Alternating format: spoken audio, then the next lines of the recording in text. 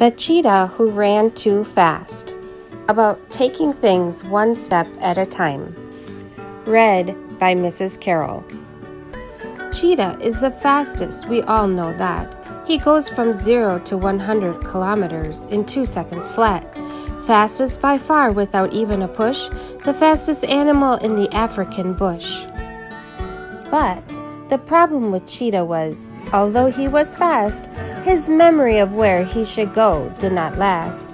He'd be asked to go this way, then that way to fetch such. It wouldn't be a big deal, it wouldn't be asking too much. And he'd shoot off fast with the very best of intention. He did mean well, it's fair to mention.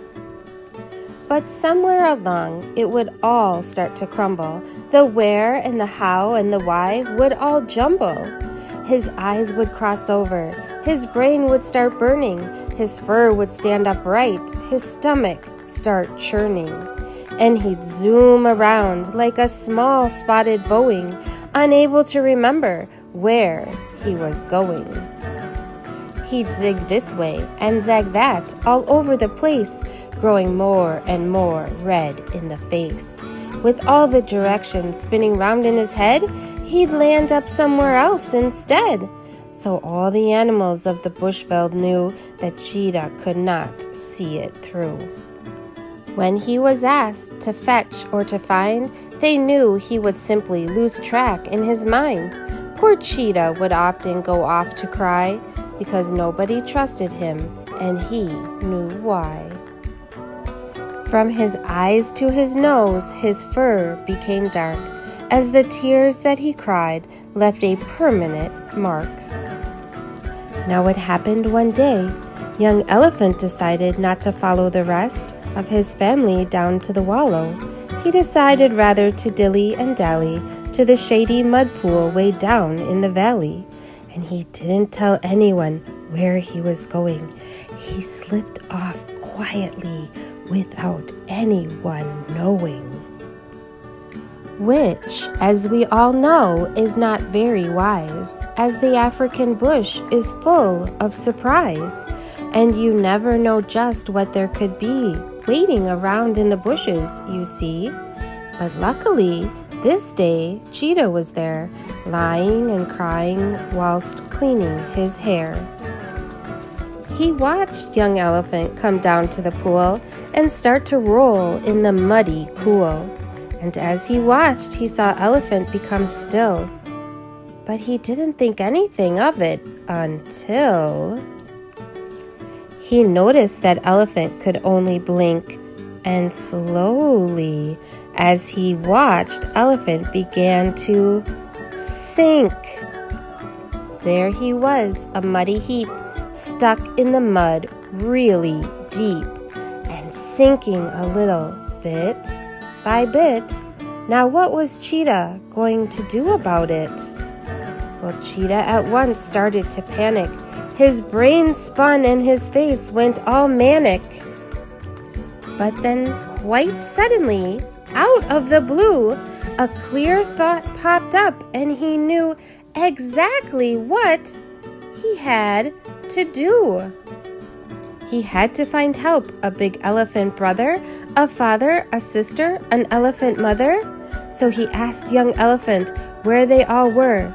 With a muddy reply, Elephant said he was sure they were all at the wallow next to the river. But as he heard the directions, Cheetah started to shiver. Said Elephant, muddily, "Go first to the green tree up on the hill, then round the big boulder, travel right until you come to an anthill shaped like an arrow, then go down the path straight and narrow. Cross over the river and a little more to the elephant's wallow on the opposite shore." Now this all sounds easy to you or me, but to Cheetah, well, it just wouldn't be. His head went all wonky, his brain became fried, and he couldn't remember. He tried, and tried. So we must think of something and think of it fast to help Cheetah change his directionless past. So shout out loud with me, "Cheetah, Cheetah, go straight to the green tree." Cheetah stopped in mid-spin. It all became clear. He moved his legs into first gear and shot off like a bullet. Oh, what a thrill! To the green tree, the green tree, the green tree on the hill. But when he reached the green tree, his brain started to fail, and he couldn't remember the rest of the trail. Come on, everyone, we must let him know which direction he has got to go. Go around the big boulder, then to the right. Off went Cheetah at the speed of light. But by now young Elephant's situation was dire, and to make matters worse, he was starting to tire. So further into the mud he sunk, till all you could see were his tusks and his trunk. But our Cheetah was still going full steam ahead. Without hesitation he went where we led. Straight to the anthill shaped like an arrow, then on to the path straight and narrow. Now cross over the river and a little more to the Elephant's Wallow on the opposite shore. And Cheetah did just that at 120 kilometers flat. He reached the elephants at the wallow and shouted loudly for them to follow. Young Elephant is in very big trouble. You must come now, quick, on the double. The elephants rushed all the way to where the young elephant lay. The rest of him had already sunk. Now all you could see was the tip of his trunk. Mother Elephant grabbed it and started to pull. Then father, then sister, then big brother Bull. They pulled and pulled, each behind the other. The mother, the father, the sister, the brother, and then came Cheetah pulling with all his might. Our Cheetah who finally had got it right. He'd followed directions one step at a time, and that's how young Elephant was able to climb.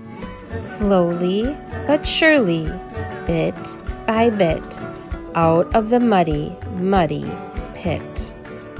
That night, the whole of the African animal nation came together in great celebration.